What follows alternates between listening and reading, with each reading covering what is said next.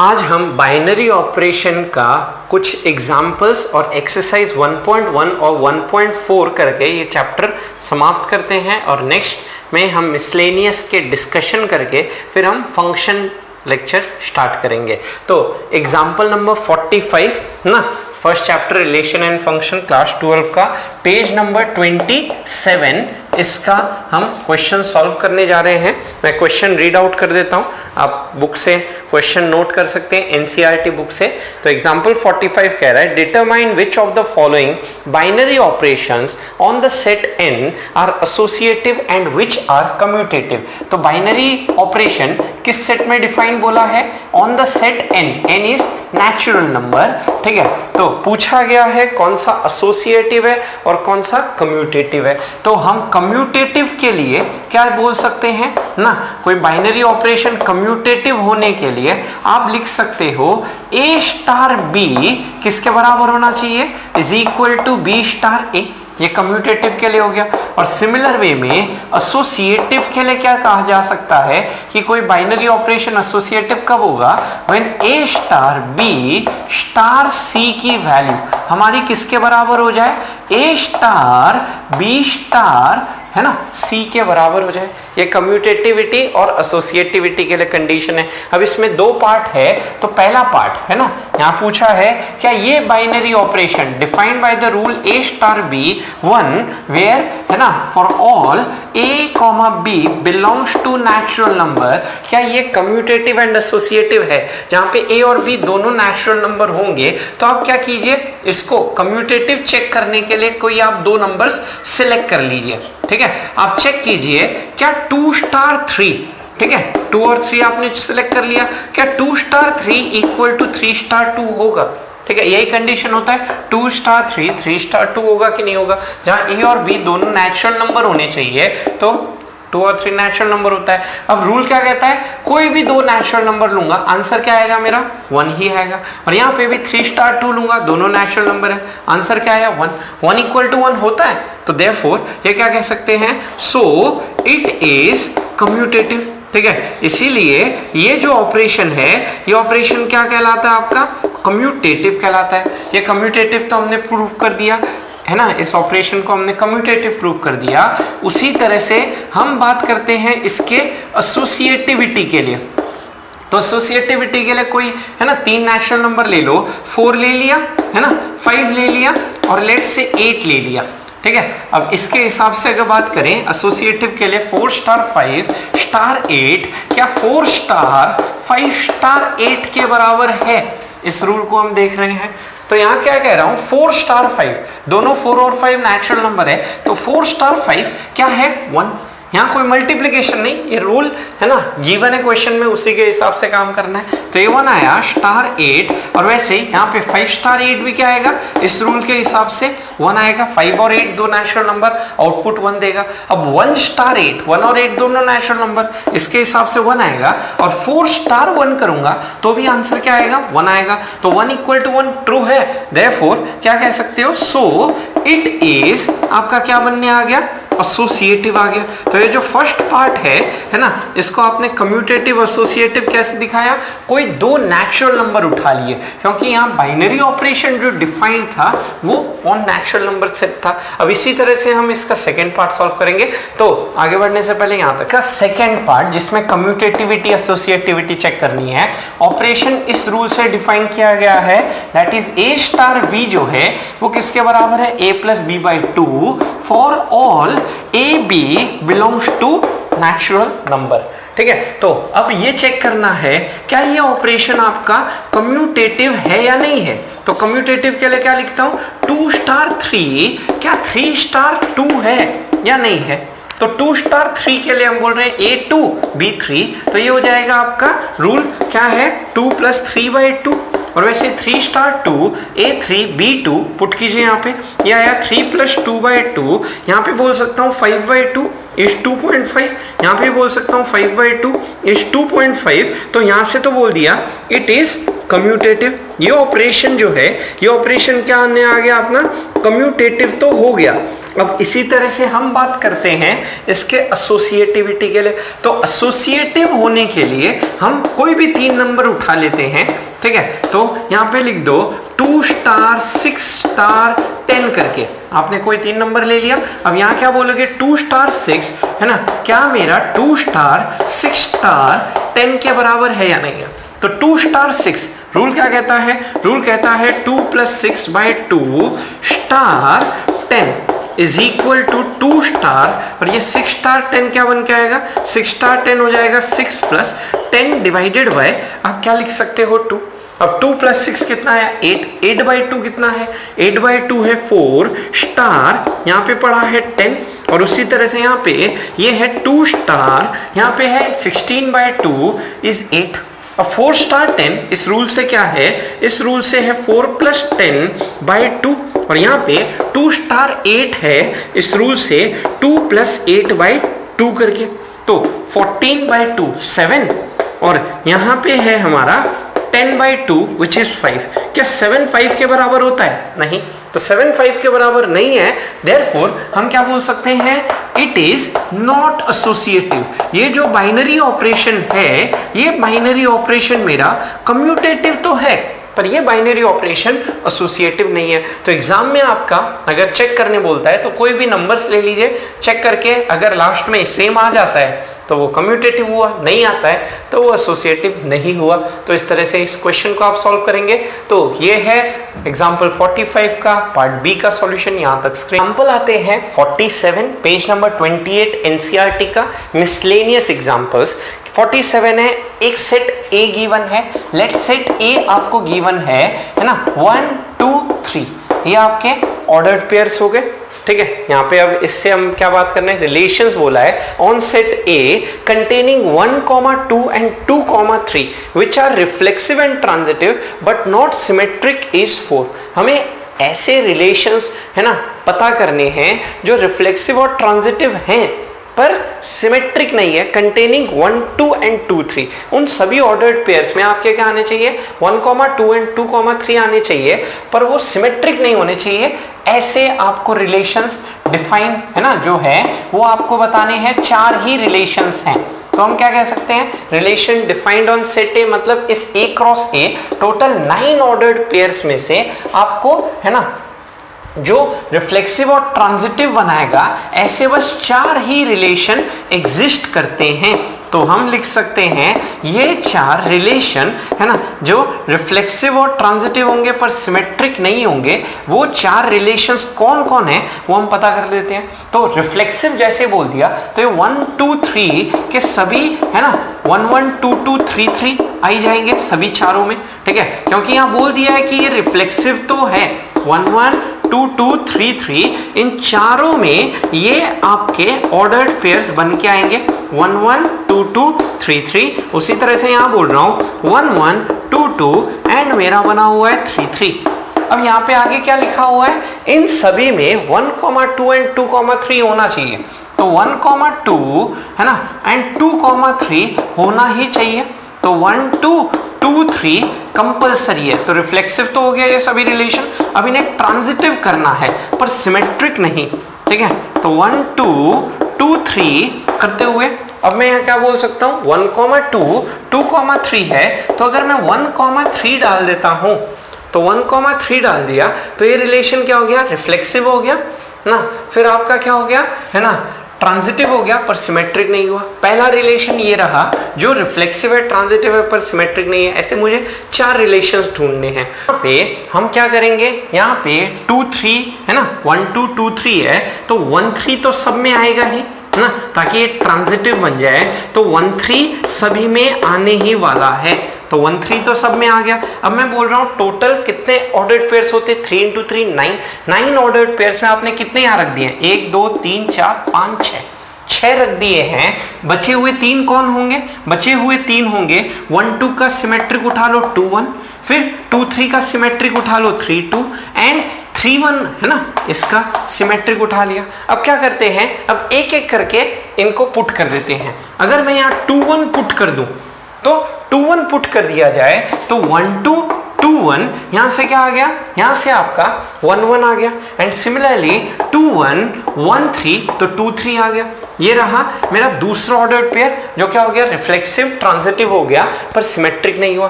2 1 के बाद क्या करो, 3 2 है ना, ऑर्डर्ड पेयर रख दो।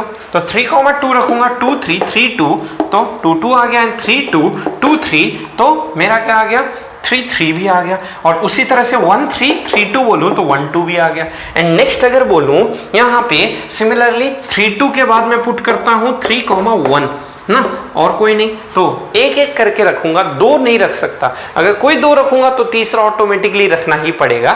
तो जैसे यहाँ 3 1 ऐड करूंगा तो 1 3 3 1 1 1 हो गया, एंड 3 1 1 3, तो मेरा क्या हो गया है ना, 3 3 भी हो गया। तो इस तरह से ट्रांजिटिव भी बन के आ गया। तो ये मेरे वो 4 रिलेशंस आए जो रिफ्लेक्सिव है, ट्रांजिटिव है, पर हमारे सिमेट्रिक नहीं है। तो ये है मेरा, है ना, वो 4 रिलेशंस जिसमें, है ना, ऑन सेट ए जिसमें बोला गया है 1 2 2 3 तो आना ही चाहिए, ठीक है, जिसके कारण वो रिलेशंस आपके रिफ्लेक्सिव एंड ट्रांजिटिव होंगे पर सिमेट्रिक नहीं होंगे। तो यहां तक समझते हैं। 48 क्वेश्चन कह रहा है आपसे कि show that number of equivalence relations in the set 1 2 3 containing 1 2 and 2 1 is 2।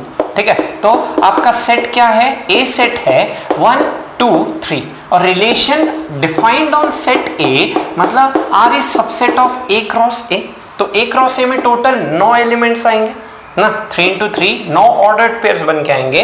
तो यहां बोला है ना, ऐसे ऑर्डर्ड पेयर्स, है ना, ऐसे दो रिलेशंस होंगे जो इक्विवेलेंस रिलेशन होंगे। इक्विवेलेंस मतलब रिफ्लेक्सिव सिमेट्रिक ट्रांजिटिव होने चाहिए, ठीक है, जिसमें 1 2 एंड 2 1 आना ही चाहिए। तो पहला आपका रिफ्लेक्सिव बनाना है, तो 1 1 2 2 एंड 3 3 आप ये तो ले लीजिए, ठीक है। उसी तरह से यहाँ पे भी क्या है, रिफ्लेक्सिव बनाना है, तो 1 1 2 2 एंड 3 3 ले लीजिए। अब बोला है इन रिलेशंस में, है ना, आपको 1 2 और 2 1 होना ही चाहिए। तो 1 2 एंड 2 1 प्रेजेंट होना चाहिए, है ना, और इक्विवेलेंस बनाना है। तो 1 2 2 1 टोटल 9 ऑर्डर्ड पेयर्स थे, जिसमें से आपने 3 2 5 रख दिए। अब बचे कितने हैं, 4 बचे हैं। 4 कौन कौन है, 4 है आपका 2 3, उसके बाद 3 2, उसके बाद 1 3, एंड उसके बाद क्या पड़ा है मेरे पास, 3 1 करके पड़ा है। तो अगर मैं देखूं 1 2 2 1 ये सिमेट्रिक भी हो गया, एंड 1 2 2 1 1 1 एंड 2 1 1 2 2 2, तो ये आपका ट्रांजिटिव भी हो गया। तो पहला रिलेशन जो reflexive symmetric transitive that is equivalence है, वो तो ये R1 हो ही गया। अब दूसरा जो है, जो आपको, अब अगर यहाँ पे आप कोई भी दो उठा लेते हो तो तीसरा उठाना ही पड़ेगा, मतलब ये सभी के सभी आ जाएंगे, 2 3 3 2 1 3 एंड 3 1। तो ये जो आपका है ना, क्योंकि आपने 9 के 9 ऑर्डर्ड पेयर्स रख दिए, तो उसके बाद ये रिलेशन आपका रिफ्लेक्सिव सिमेट्रिक ट्रांजिटिव हो ही जाता है। तो ये दूसरा रिलेशन रहा। तो क्वेश्चन बोला था show that number of equivalence relation is 2। ये वो दो रिलेशंस है जो इक्विवेलेंस बने हुए हैं। तो ये है एग्जांपल 48 का solution. Miscellaneous 49 example of miscellaneous exercise relation and binary operation पे लिखा है show that number of binary operations on 1, 2 having 1 as identity and having 2 as the inverse of 2 is exactly 1। तो हम क्या बोल रहे हैं, जो स्टार ऑपरेशन है वो आपका सेट ए पे डिफाइंड है। ए सेट क्या है 1, 2, तो ए पे डिफाइंड है, मतलब ए क्रॉस ए टू ए। तो हम बोल सकते हैं कि यहाँ पे, है ना, एक टाइप का फंक्शन हो गया। तो आपको बोलना है एक ही फंक्शन है ना, जो एग्जिस्ट कर सकता है। ये जो आपका फंक्शन है एक ही है। तो ए क्रॉस ए मतलब यहाँ पे टोटल कितने ऑर्डर्ड पेयर आएंगे, 2 2 4। वो 4 ऑर्डर्ड पेयर्स क्या होंगे, 1 1 हो सकता है, 1 2 हो सकता है, 2 1 हो सकता है, एंड मेरा 2 2 हो सकता है। ये तो ए क्रॉस ए हो गया ना, डोमेन सेट हो गया, और इसका कोडोमेन या रेंज सेट ए होगा, दैट इज 1 एंड 2। अब क्या लिखा है, यहाँ पे लिखा हुआ आइडेंटिटी जो है 1 है। तो आइडेंटिटी यहाँ पे बोला है having 1 as identity. 1 as identity मतलब ए स्टार 1 करोगे आपका 1 आएगा। ये डेफिनेशन होता है आइडेंटिटी का, मतलब ए को 1 के साथ किया जाए तो आंसर ए ही आएगा। 2 स्टार 1 2 ही, वही सेम चीज आ जाएगी। या 1 स्टार ए करूं तो भी मेरा ए ही निकल के आएगा। तो 1 इज आइडेंटिटी आपको क्वेश्चन में गिवन है। तो 1 आइडेंटिटी है, तो आप 1 के साथ जो भी नंबर, है ना, बाइनरी ऑपरेशन में लगाओगे वही नंबर आएगा। तो 1 के साथ 1 लगाओगे 1 ही आएगा। उसी तरह से 1 के साथ 2 लगाओगे तो जो नंबर लगाए हो वही आंसर आएगा। उसी तरह से 2 के साथ 1 लगाए तो भी आपका आंसर क्या आया, है ना, 2 ही निकल के आया। अब 2 स्टार 2, यहाँ 1 तो है नहीं, तो यहाँ क्या लिखा है, 2 इज द इनवर्स ऑफ 2। अब इनवर्स का डेफिनेशन क्या होता है, 2 इज इनवर्स ऑफ 2। तो इनवर्स का डेफिनेशन हमने पढ़ा था कि अगर B A का इनवर्स है तो A स्टार B आपका आइडेंटिटी हो जाना चाहिए। तो यहाँ पे हम क्या कह रहे हैं, यहाँ पे 2 जो है वो 2 का ही इनवर्स है। तो यहाँ पे आप कह सकते हो कि ये 2 नंबर अगर रखता हूं तो इसका इनवर्स क्या है, मेरा 2 ही है। तो आइडेंटिटी क्या था हमारा, 1 था।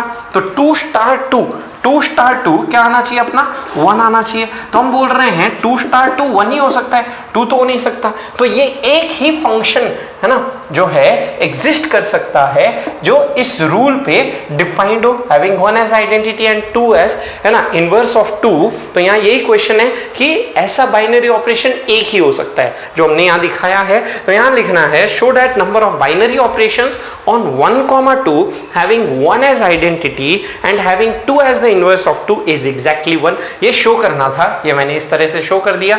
एक ही फंक्शन एग्जिस्ट कर रहा है आपका जो इस रूल को फॉलो कर रहा है। तो ये था मेरा एग्जांपल 49। अब हम डिस्कस करने जा रहे हैं एनसीईआरटी का डिस्कशन ऑफ एक्सरसाइज 1.1, जिसमें हम डिस्कस करेंगे क्वेश्चन नंबर 10, 11, 12, 14, 15 एंड 16। तो क्वेश्चन नंबर 10 है give an example of a relation. कोई भी आपको एक रिलेशन खुद बनाना है which is symmetric but neither reflexive not transitive.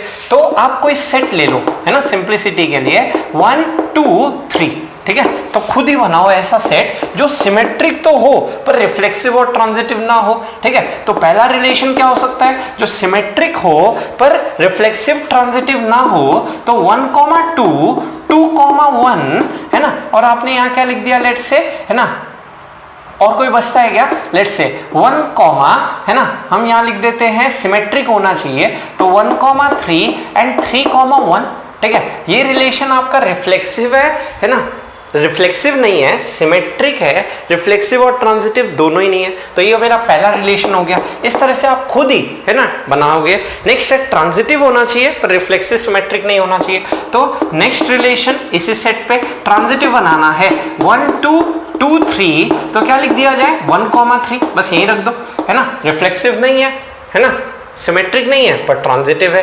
Next आओ, है ना, थर्ड में रिफ्लेक्सिव एंड सिमेट्रिक होना चाहिए, ट्रांजिटिव नहीं होना चाहिए। तो ऐसे ही खुद ही बनाना है ना। तो रिफ्लेक्सिव होना चाहिए 1, 1, 2, 2, 3, 3, ठीक है। अब बोला है सिमेट्रिक भी होना चाहिए, तो सिमेट्रिक के लिए कोई एक रख दो, 1, 2 का 2, 1 रख दिए।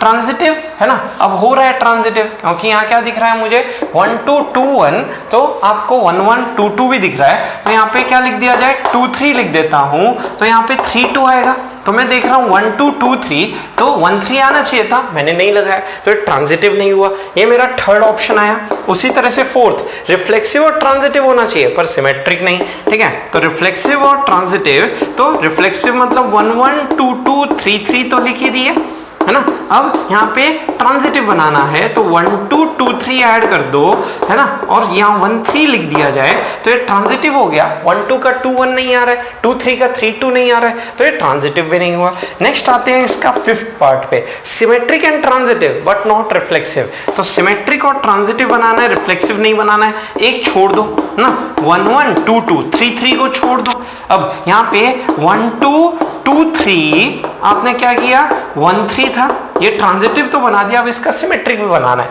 तो 1, 2 का उल्टा कर दो, 2, 1, उसी तरह से 2, 3 का उल्टा कर दो, 3, 2, उसी तरह से 1, 3 का उल्टा कर दो, 3, 1।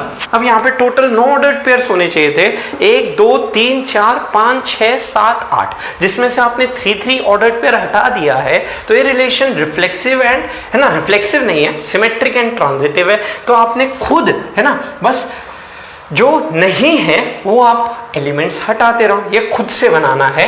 तो ये है मेरा क्वेश्चन नंबर 10 का सॉल्यूशन। यहां तक स्क्रीनशॉट ले लीजिए। क्वेश्चन नंबर 11 कह रहा है show that the relation R in set A of points in a plane given by r equal to p comma q, distance of point p from origin is same as distance of point q from the origin is an equivalence relation. Further show that set of all points related to p, है ना, that is not equal to 0, 0 is the circle passing through P with origin at the center. तो यहाँ पे क्या लिखा है, यहाँ पे आपको बोला गया है A जो है वो क्या है, set of all points in a plane है, ठीक है। लेट्स से कोई एक प्लेन हम बोल देते हैं, set of all points in a plane, ठीक है। लेट्स से ये XY प्लेन में जितने भी पॉइंट्स लाई कर रहे हैं, है ना, x, y, वो सभी का कलेक्शन क्या है, ए सेट करके गिवन है, ठीक है। ये चीज हमें समझना है। यहाँ पे आपके कौन से पॉइंट होंगे, 1, 2 होगा, 2, 3 होगा, है ना, 1, 1 भी होगा, इस तरह से बहुत सारे पॉइंट्स होंगे। तो इन सभी का कलेक्शन हमारा सेट ए है। अब लिखा है रिलेशन आर जो है वो आपका ए सेट पे डिफाइंड है, मतलब relation R is subset of A cross A. तो यहाँ पे ये जो है ना आपका ऑर्डर्ड पेयर उठेगा, इसमें से ए क्रॉस ए करोगे तो कौन से, 1, 2, 2, 3 करके आएगा। तो P एक कोऑर्डिनेट हो जाएगा, 2 है ना, 3 दूसरा कोऑर्डिनेट हो जाएगा। और कंडीशन क्या गिवन है, कंडीशन गिवन है आपको कि distance of point P from origin, ठीक है, distance of point P from origin is same as distance of point Q from origin, है ना, is origin is same as, ठीक है, distance of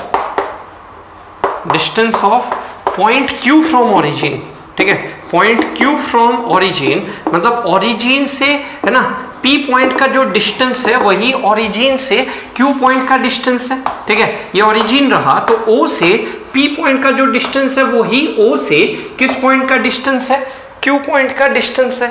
अब ये शो करना है कि ये जो रिलेशन R है वो हमारा क्या है, इक्विवेलेंस रिलेशन है। तो पहला कंडीशन हम क्या बोल सकते हैं, ये रिफ्लेक्सिव रिलेशन होगा, ठीक है। रिफ्लेक्सिव क्यों होगा, क्योंकि यहाँ पे है ना P, P, आप कोई भी पॉइंट है ना P, P अगर लेते हो, ठीक है, P, P तो वो रिलेशन R को बिलोंग करेगा। क्यों, क्योंकि यहाँ कंडीशन क्या था, OP बराबर OQ करके गिवन था, ठीक है। तो मैं यहाँ क्या बोल सकता हूं कि Q भी P हो गया, तो O से P का जो डिस्टेंस है वही O से P का डिस्टेंस होगा। तो ये क्यों है, क्योंकि OP इक्वल टू OP है। उसी तरह से ये रिफ्लेक्सिव तो हो गया। अब उसी तरह से हमें क्या बोलना है, ये रिलेशन आपका सिमेट्रिक भी होगा। तो सिमेट्रिक कैसे बोल रहे हैं कि अगर P, Q, if P, Q belongs to R, मतलब OP की है ना डिस्टेंस OQ के बराबर है, तो हम कह सकते हैं OQ OP के बराबर भी होगा।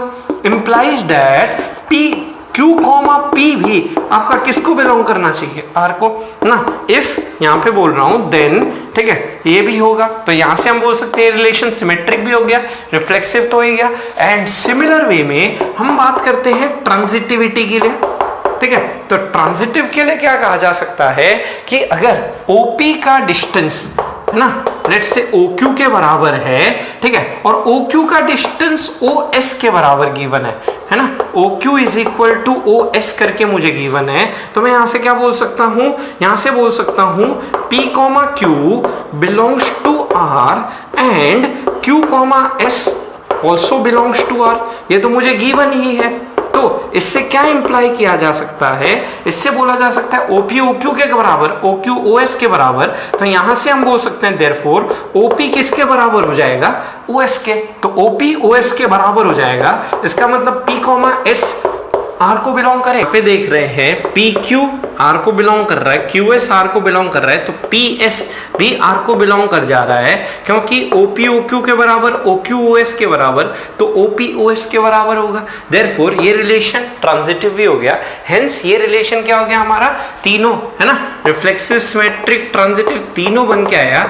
देयरफॉर ये रिलेशन इक्विवेलेंस रिलेशन गिवन ना हो गया, ये हमने शो कर दिया। अब फर्दर क्या बोलता है, यहाँ पे बोला गया है P पॉइंट ओरिजिन ना होके, ठीक है, ओरिजिन के सिवा और कोई भी पॉइंट उठा लिया जाए तो है ना, जो इस है ना रिलेशन में आएंगे, उन सभी पॉइंट्स को जब मैं ज्वाइन करूंगा लेट्स से, तो ज्वाइन करने पे मुझे क्या मिलेगा, जो पाथ मिलेगा, एक सर्कल मिलेगा जिसका सेंटर जो है वो ओरिजिन हो जाएगा 0,0 एंड हम बोल सकते हैं जो रेडियस है वो ये OP डिस्टेंस हो जाएगा। तो यहां बोल रखा है आपको further show that the set of all points related to point P, तो इस point P other than origin, ठीक है, not equal to 0 0 is the circle passing through, है ना, P with origin as the centre. तो यहां पे हम क्या देख रहे हैं, OP is equal to OQ equal to OS, है ना, ये आपके पास ये जो पॉइंट्स हैं, तो ये सभी डिस्टेंसेस बराबर है ना। तो वो डेफिनेशन किसका होता है, आपका सर्कल का होता है। इसको आपने डायग्राम के थ्रू दिखा दिया और ये बता दिया कि ये जो लोकस है, ये लोकस किसको डिफाइन कर रहा है, सर्कल को। सर्कल का डेफिनेशन क्या होता है, एक फिक्स पॉइंट से, है ना, सभी के डिस्टेंस बराबर है, तो वो जो ना आपका जो पाथ है वो आपका क्या बना हुआ है, सर्कल। तो शो करना था, उसको हमने डायग्रामेटिकली शो कर दिया, दैट्स इट। तो ये 11 क्वेश्चन एग्जाम में 1 या 2 मार्क का आएगा। आपको इसको अब, है ना, ये जो सेकेंड पार्ट है इसको एक्सप्लेन नहीं करना है, आप सीधा लिख सकते हो, since OP is equal to OQ equal to OS, therefore it is a circle with radius, है ना, ये हो गया, एंड सेंटर आप क्या लिख सकते हो, 0,0 करके, बस हो जाता है। तो ये है 11 का सॉल्यूशन, यहां तक का स्क्रीनशॉट लो। क्वेश्चन नंबर 12 में, क्वेश्चन 12 बोल रहा है show that the relation are defined in the set A of all triangles। तो A क्या है, set of all triangles है, ठीक है, T1 T2 T3 ऐसे करके, है ना, सारे ट्राइंगल्स हो गए, है ना, as R is equal to, तो relation defined on set A, मतलब R is subset of A cross A ना, विद, है ना, कौन से एलिमेंट्स इसके अंदर आएंगे, तो T1, T2 such that T1 is similar, है ना, सिमिलर टू, आपको क्या लिखा गया है, T2, तो T1 T2 के सिमिलर है, इज एन इक्विवेलेंस रिलेशन, ये हमें इक्विवेलेंस रिलेशन शो करना है।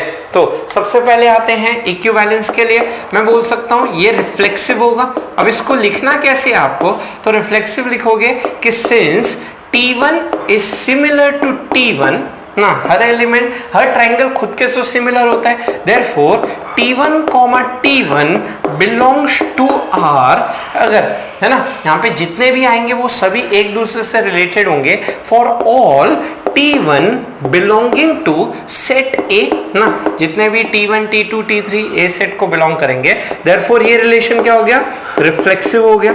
इसको लिखने का तरीका ये है। उसके बाद आते हैं सिमेट्रिक की बात करने, तो सिमेट्रिक के लिए हम क्या बोल सकते हैं, if T1 is similar to T2, that is, यहां से इंप्लाई क्या हो सकता है, T1, T2 belongs to R, तो अगर T1 T2 के सिमिलर है तो T2 भी T1 के सिमिलर होगा ना, तो T2 T1 के सिमिलर होगा, इसका मतलब क्या लिख सकते हो कि T2, T1 भी R को बिलोंग करेगा, तो T1, T2 R को बिलोंग कर रहा है, T2, T1 R को बिलोंग कर रहा है, तो यहां से हमने क्या बोल दिया, ये रिलेशन हो गया आपका सिमेट्रिक।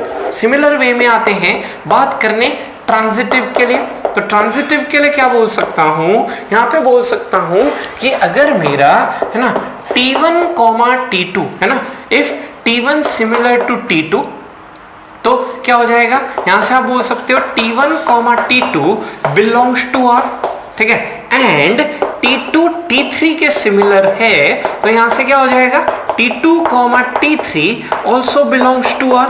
तो यहां पे हम बोल सकते हैं कि इस केस में, इस कंडीशन में, देन अगर T1 T2 के सिमिलर, T2 T3 के सिमिलर, तो T1 जो है वो T3 के सिमिलर हो जाएगा, तो T1 T3 के सिमिलर, तो यहां से बोल सकते हो T1, T3 आपका किस सेट को बिलोंग करेगा, R को बिलोंग करेगा। तो यहां से हमने बोल दिया ये रिलेशन हमारा ट्रांजिटिव भी होने चला गया, बस इतना ही हमें बोलना है। अब यहां बोला है consider 3 right triangles T1 T2 T3, है ना, 3 राइट ट्राइंगल्स बोल रहा है ये, T1 लो, एक लो T2 लो और एक लो T3 लो, ठीक है।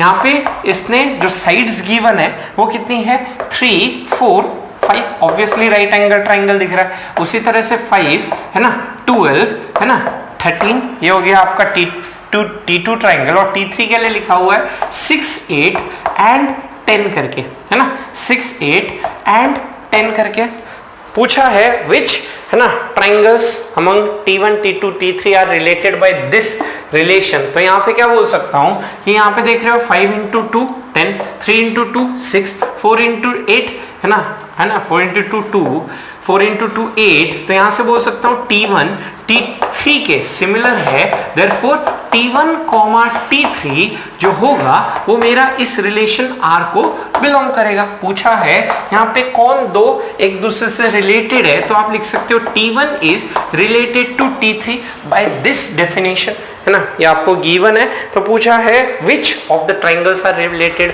यहाँ ये तो सिमिलर है ही नहीं, T2 T1 और T2 T3 के सिमिलर है ही नहीं, दैट्स इट। तो ये क्वेश्चन नंबर 12 का सॉल्यूशन यहाँ तक। 14 क्या लिखा है, let L be the set of all lines in XY plane, तो है ना L आपका क्या हो गया, सारी लाइंस जो XY प्लेन में लाई कर रही है ना, तो आप इस टाइप का क्वेश्चन मैंने कराया भी है ना, तो सारी लाइंस XY प्लेन में क्या है, let's say L1 L2 L3 करके गिवन है। R भी रिलेशन इन L, तो R जो है वो इस L में है ना है रिलेशन डिफाइंड हुआ है, मतलब L cross L with the rule ना, क्या रूल है, L1 L2 such that L1 is parallel to L2। Question लिखा है show that R is an equivalence relation, तो इक्विवेलेंस शो करने का तरीका है ना बोर्ड्स में आता है, तो आप इस तरह से लिखेंगे। रिफ्लेक्सिव कैसे बोलूंगा कि सिंस हर लाइन खुद के तो पैरेलल होती है, ये लाइन L1 जो है ये खुद के पैरेलल होगी ना, therefore L1 belongs to R for all L1 belonging to set L ना, इस सेट L को बिलोंग करते हुए, तो यहां से क्या लिख सकते हो, therefore ये रिलेशन क्या हो गया आपका रिफ्लेक्सिव। यहाँ पे जितने भी आपके है ना L सेट में है वो सभी एलिमेंट्स खुद से रिलेटेड होंगे, therefore रिफ्लेक्सिव हो गया। सिमिलरली बात करने जाते हैं, हम बात करते हैं सिमेट्रिक के लिए, तो सिमेट्रिक में क्या बोल रहा हूं कि L1 L2 को पैरेलल है, if L1 is parallel to L2, L1 line मेरी L2 लाइन के पैरेलल है, तो यहां से क्या बोल सकता हूं, L1 L2 जो होगा वो R को बिलोंग करेगा। देन L1 L2 के पैरेलल है, तो L2 भी L1 के क्या होगा, पैरेलल होगा, तो L2 L1 भी R को बिलोंग करेगा। तो यहां से क्या हो गया, यहां से ये रिलेशन आपका सिमेट्रिक भी निकल के आ गया। अब आते हैं ट्रांजिटिव के लिए, तो ट्रांजिटिव में हम क्या बोल रहे हैं, है ना, ट्रांजिटिव में बोल रहे हैं अगर L1 L2 के पैरेलल है, L2 हमारा L3 के पैरेलल है, तो ना तरीका वही होगा। तो यहाँ लिखा है L1 L2 के पैरेलल, L2 L1 L3 के पैरेलल, ठीक है, तो L1 L2 के parallel implies L1 L2 belongs to R and, है ना, वैसे ही L2 L3 के parallel implies L2 L3 belongs to R। तो यहां से आप क्या बोल सकते हो, यहां से बोल सकते हैं L1 L3 के हमारा क्या होगा, पैरेलल होगा, तो L1 L3 के पैरेलल होगा, तो यहाँ पे आपका L1 L3 भी R को आ जाएगा, बिलोंग करेगा, देयरफॉर ये रिलेशन हो गया आपका ट्रांजिटिव रिलेशन हो गया, ये तो हमने प्रूव कर दिया। अब फर्दर लिखा है find the set of all lines related to the line y equal to 2x+4, तो इस y is equal to 2x+4 positive slope, positive y intercept ये रही, तो इसको रिलेट करने वाली सभी लाइंस की इक्वेशन क्या होगी, है ना, मतलब ये जो सभी लाइंस इस लाइन के पैरेलल है, स्लोप तो सभी का सेम होगा, तो हम बोल सकते हैं y equal to 2x plus c करके होगा, ठीक है। तो वो सभी लाइंस जिसका c प्लस माइनस कुछ भी हो सकता है, यहाँ पे भी हो सकती है, नीचे भी हो सकती है, तो पूछा है find the set of all lines, ठीक है, तो वो लाइंस की इक्वेशन हमारी क्या हो जाएगी, वो लाइन की इक्वेशन हो जाएगी y is equal to 2x plus c करके ना, यहाँ पे आप बोल सकते हो set of all lines y equal to 2x plus c वाली जो भी लाइंस है वो इसके पैरेलल हो जाएगी, तो हम लिख सकते हैं L दिस लाइन L1 जो आप नाम दे रहे हैं 2x प्लस c, वो क्या हो जाएगी, वो इस कंडीशन को अपने सेटिस्फाई करेगी, तो देयरफॉर ये आपका आंसर हो जाता है, सॉल्यूशन हो जाता है, ये क्वेश्चन नंबर 14 का आंसर। बस इतना ही आपको लिखना है, समझ आ रहा है अभी तक, यहाँ तक स्क्रीनशॉट ले लो। तो आते हैं क्वेश्चन नंबर 15 पे, हमें सेट A दिया है 1 2 3 4, ये रिलेशन R दिया है 1 2 2 2 1 1 4 4 1 3 3 3 एंड 3 2। पूछा है ये रिफ्लेक्सिव, सिमेट्रिक, ट्रांजिटिव, इक्विवेलेंस क्या है, तो सबसे पहले रिफ्लेक्सिव, सिमेट्रिक, ट्रांजिटिव की बोलूं तो 1 2 3 4 है, तो 1 1 मिल रहा है, 2 2 देखिए 2 2 भी मिल रहा है, 3 3 भी है, 4 4 भी है, तो रिफ्लेक्सिव तो हो गया, ठीक है। अब ऑप्शन वाइज क्वेश्चन है तो ऑप्शन सी गलत हो जाता है, वहां लिखा है नॉट रिफ्लेक्सिव, तो वो ऑप्शन गलत हो जाता है। अब आते हैं सिमेट्रिक है कि नहीं है। देखो 1 2 है तो आप 2 1 ढूंढते हैं, 2 1 है ही नहीं, देयरफॉर सिमेट्रिक भी नहीं है। तो सिमेट्रिक नहीं है तो एक ही ऑप्शन दिख रहा है मुझे, ऑप्शन नंबर बी ना, जिसमें लिखा है रिफ्लेक्सिव है, ट्रांजिटिव है बट नॉट सिमेट्रिक। ट्रांजिटिव देख लो 1, 2 है, ठीक है। अब यहां पे हम क्या बोल सकते हैं, यहां पे आप बोल सकते हो 1, 3, 3, 2, 1, 2 आ गया तो ट्रांजिटिव हो गया, देयरफॉर हमारा ऑप्शन क्या हो गया, बी करके हो गया। तो ये है क्वेश्चन 15 का सॉल्यूशन। 16 पे let R be the relation in set N, तो आर जो है वो एन सेट में रिलेशन बोला है, तो एन क्रॉस एन का सबसेट है। गिवन बाय द, है ना, लेट्स से किस रूल से गिवन है, ए कॉमा बी, है ना, such that A is equal to B minus 2 for B greater than 6 करके, ठीक है। ये रूल आपको गिवन है, चूज द करेक्ट आंसर। तो यहाँ पे A और B इस रूल से जो फॉलो कर रहे हैं, कौन से एलिमेंट्स फॉलो कर रहा है ये पूछा है। तो हम क्या देख सकते हैं, यहाँ पे अगर देखो A और B की वैल्यू अगर पुट करी जाए, ठीक है, जैसे A यहाँ पे क्या है, A यहाँ पे है 2, है ना, फिर है आपका लेट्स से 3, फिर है 6, फिर है 8, चारों ऑप्शंस के हिसाब से, और B जो है वो 6 से बड़ा होना चाहिए। तो B की वैल्यू क्या बोल रहा हूं, B की वैल्यू होनी चाहिए A+2। यहाँ पे अगर देखूं तो ये A है तो ये B हो गया ना, A, B। अब यहाँ पे बोल रहा हूं A+2, तो ये बताओ 2+2 कितना आएगा, 4, पर यहाँ B 6 है ना लिखा हुआ है, तो इसके करस्पॉन्डिंग कोई एलिमेंट नहीं आएगा।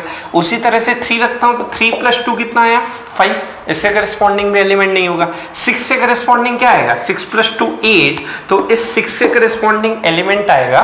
तो 6, 8 जो है वो आपका इस रिलेशन को बिलोंग करेगा, ऑप्शन नंबर सी तो हो गया। एंड वैसे 8 के करस्पॉन्डिंग देखूं तो 8+2 क्या आना चाहिए, 10, है ना, वो आपका क्या है, 6 से बड़ा है। तो यहाँ पे 8, 10 भी इस रिलेशन को बिलोंग करना चाहिए, पर ऑप्शन डी में लिखा है 8, 7 आर को बिलोंग कर रहा है, जो नहीं है। तो देयरफॉर हमारा आंसर क्या हो गया, हमारा आंसर हो गया सी करते हुए। तो ये था आपका फुल 1.1 का डिस्कशन। तो यहां तक समझ आ रहा है सबको, कोई डाउट हो कमेंट सेक्शन में लिख देना। अब आते हैं एक्सरसाइज 1.4 का डिस्कशन करने। तो